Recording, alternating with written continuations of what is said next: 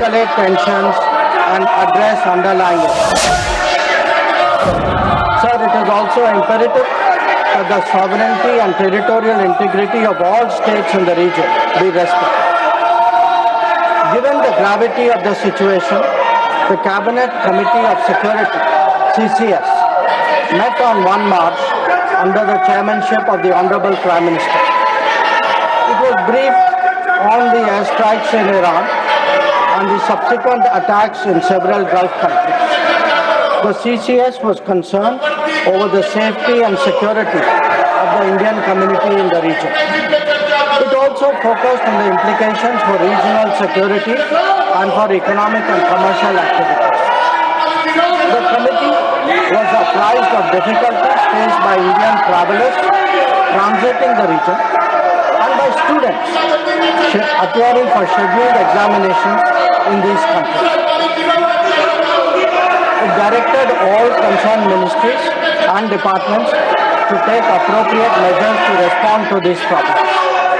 Honorable Prime Minister continues to closely monitor emerging developments and relevant ministries are coordinating to ensure effective responses. Sir, the conflict has continued to intensify and the security situation in the region has deteriorated significantly. We have noted that, in fact, the conflict has spread to other nations with mounting destruction and deaths. Normal life and economic activities in the entire region are visibly affected and in some cases have come to a halt. We therefore reiterated our call on 3 March for dialogue and diplomacy and spoke up for an early end to the conflict. I am confident, Chairman Sir, that the House joins me in expressing our sorrow at the loss of lives. Honorable Chairman Sir, while any development that negatively impacts peace and security in the world is deeply troubling, this ongoing conflict is an issue of particular concern for India. We are a neighboring region and understandably have obvious stakes that West Asia remains stable and peaceful. There are almost 1 crore Indian citizens who live and work in the Gulf nations. In Iran too, there are a few thousand Indians who are there for study or for employment. The region is key to our energy security and includes many important suppliers of oil and gas. Chairman Sir, the Gulf is also a major trade partner, accounting for almost $200 billion annually. The House is also aware that in the last decade, there has been significant investment from the region into the Indian economy. Therefore, serious supply chain disruptions and climate of instability that we perceive are serious issues. Furthermore, this includes attacks on merchant shipping where Indian nationals often constitute a large proportion of the crews. We have sadly already lost 2 Indian mariners and 1 remains missing in such incidents. I know that the House joins me in condoling their deaths. Honorable Chairman Sir, Government has been assessing the situation in West Asia continuously since the 12-day war in June 2025. We noted the indications of growing tension and cautioned the Indian community in Iran accordingly. On 5 January 2026, Indian nationals were advised by the Ministry of External Affairs to avoid non-essential travel to Iran. Those already resident there were urged to register with the embassy, exercise due caution, and monitor the embassy website and social media handles. A second advisory was issued on 14 January, reiterating this advice to avoid travel in even stronger terms. The Directorate General of Shipping, Mumbai, in parallel, issued its own advisory on 14 January for Indian seafarers, asking them to follow embassy advisories and avoid unnecessary movement ashore. Recruitment and shipping companies were asked not to deploy or send Indian seafarers to Iraq. Sir, Reflecting our assessment of the evolving situation, the Indian Embassy in Tehran issued another advisory on 14 February urging Indian nationals, including students, pilgrims, business persons and tourists, to leave Iran by all available means of transport, including commercial flights. They were asked to contact the embassy for any assistance and provided with 24/7 helplines. This was again reiterated in strong terms through another advisory on 23 February. Some heeded these advisories and have left the country. However, many others have disregarded them and remain in Iran. We are also in touch with our fishermen who operate out of Iran. This was the situation till 28 February 2020.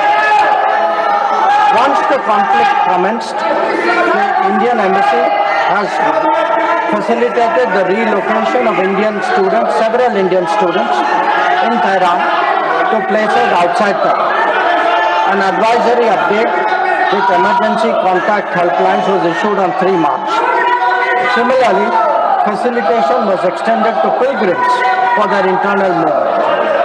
Indian nationals who were in Iran for business reasons were assisted to cross over to Armenia and return home. The embassy in Tehran remains fully operational, in fact, on the highest alert.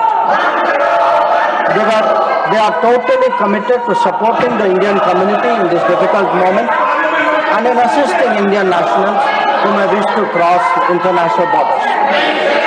Where seafarers are concerned, the Directorate General of Shipping, through an order of 2nd March, has constituted a quick response team for immediate response, coordination and support functions. This team will function on a 24/7 basis. Honorable Chairman, sir, I would like to inform the House through you that every Indian embassy in the region has similarly issued advisories. The embassy in Israel did so on 28 February and 1 March, UAE on 28 February and 5 March, Bahrain on 28 February, Qatar on 28 February, Kuwait on 28 February and 5th March, and Saudi Arabia on 28 February and 8th March, Oman on 28 February, Iraq on 28 February and 5th March. MEA has set up a dedicated special control room to monitor the situation and respond to queries from those. Let him complete his statement. Let him complete his statement. You are not allowing him to make the statement. That is not correct. Galgaji, that is not correct. I allowed you to speak. Let him complete the statement. I will come back to you. Let him complete the statement. Please. The MEA's latest update on this was issued on 7th of March. Honorable Chairman, sir, our diplomats have also worked hard to assist stranded transit passengers in hubs like Dubai, Doha and Abu Dhabi. They have facilitated international border crossings for Indian nationals, including from UAE to Oman and from Qatar, Kuwait and Bahrain to Saudi Arabia. Wherever there has been a partial opening of airspace, we have approved and undertaken commercial flights, including non-scheduled flights, to enable the return of Indian passengers. Our estimate is that as of yesterday, almost 67,000 of our nationals have done so. Sir, I also saw today I was informed of a handout information put out by the Ministry of Civil Aviation, and this tells us of the efforts government is making. Yesterday there were 15 inbound flights operated by Indian carriers which arrived in India. On the 7th. On the 8th there were 49 flights and on the 9th there are 50 flights. So I want to assure the House that every effort is being made that those who are stuck in the region, those who are transit passengers who are there, those who need to come back urgently from this region, we are making every effort for them to do so. Chairman, sir, throughout this period, government maintained close contact with relevant countries.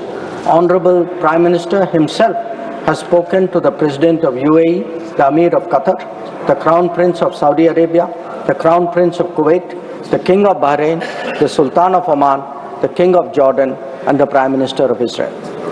In each case, we received assurances that the well-being of the Indian community would be a priority for the host government. I have similarly been in close touch with my counterparts in these countries. Insofar as the United States is concerned, we have maintained regular contacts through diplomatic channels. While attempts have been made, contacts with Iran at the leadership level are obviously difficult at this time. I have, however, spoken to Foreign Minister Arakchi on 28 February and 5 March 2026. We will continue these high-level conversations in the coming days. So, the House will also be interested in the issue of an Iranian vessel that is currently docked in Kochi. The Iranian side had requested permission on 28 February for 3 ships in the region to dock at our ports. This was accorded on 1 March. IRIS Lavan actually docked on 4th March in Kochi. The crew is currently in Indian naval facilities. We believe that this was the right thing to do, and the Iranian foreign minister has expressed his country's thanks for this human gesture. Honorable Chairman, sir, in view of the implications of this conflict for our energy security, I also seek to address that particular concern. Government remains committed to ensuring that fully, taking into account availability, costs, and risks of the energy markets. For us, the interests of the Indian consumer has and will always be the overriding priority. Where required, Indian diplomacy has supported the endeavors of our energy enterprises in this volatile situation. Honorable Chairman, sir, let me conclude by highlighting the 3 guiding factors of our approach. 1. India is in favor of peace and urges a return to dialogue and diplomacy. We advocate de-escalation, restraint, and ensuring the safety of civilians. 2. The well-being and security of the Indian community in the region is our priority. We will continue to work with the governments of the region towards that end. And 3. Our national interest, including energy security and trade flows, will always be paramount. I am confident, sir, that the government has the full support of this august House on this matter. I thank you. Now, Honorable Leader of the House. आदरणीय सभापति जी, बहुत तफसील में विदेश मंत्री जी ने वर्तमान परिस्थिति मिडिल ईस्ट में उसके बारे में इन्होंने जो वक्तव्य दिया है और सरकार की मंशा और सरकार ने किस तरीके से इस क्राइसिस में अपने आप को आगे इन सारी चीज़ों को एड्रेस किया है, इसको बहुत तफसील से बहुत डिटेल में माननीय मंत्री जी ने रखा है। जो ऑपोजिशन की तरफ से एनर्जी के बारे में भी प्रश्न था, उसका भी उन्होंने उस पर प्रकाश डाला है और बताया है कि सरकार किस तरीके से सारी चीज़ों पर सजग भी है, एक्टिव भी है, एड्रेस भी कर रही है और उन सभी समस्याओं के साथ आगे बढ़ करके भारत की जनता को और भारत की आवश्यकता को ध्यान में रख करके हम आगे बढ़ रहे हैं। बहुत दुख के साथ मुझे कहना पड़ रहा है कि विपक्ष का जो व्यवहार है वो बहुत ही गैर जिम्मेदाराना है, बहुत ही गैर जिम्मेदाराना और यह निंदनीय भी है। इसको जितनी निंदा की जाए वो कम है। इनका इंटरेस्ट न देश में है, न इनका इंटरेस्ट डिबेट में है, इनका इंटरेस्ट एनार्की पैदा करने में है। आज लीडर ऑफ द ऑपोजिशन को आपने 176 के तहत बोलने का मौका दिया, उन्होंने सब्जेक्ट छोड़ करके मैटर पर शुरू कर दिया चर्चा करना। उनको ये मालूम है और था कि विदेश मंत्री जी ने विस्तृत रूप से इन सारी चीजों की चर्चा करनी है, लेकिन उन्होंने अपने तरफ से सारी चीजों को डिटेल में रखना शुरू किया और आपने रूलिंग दी कि I will come back to you on this matter and I will give a thought और इस पर डिस्कशन के लिए करेंगे। इनका इंटरेस्ट कभी भी चर्चा में नहीं रहा है, इनका इंटरेस्ट अच्छा नहीं लगेगा लेकिन हुड़दंग मचाने में है, हुलिगनिज्म है। और मैं उदाहरण के साथ आपको बताना चाहता हूं इस हाउस में इनका रोल क्या है। इन्होंने बहुत हल्ला किया SIR के बारे में, आपने इलेक्टोरल रिफॉर्म्स के बारे में चर्चा का मौका दिया।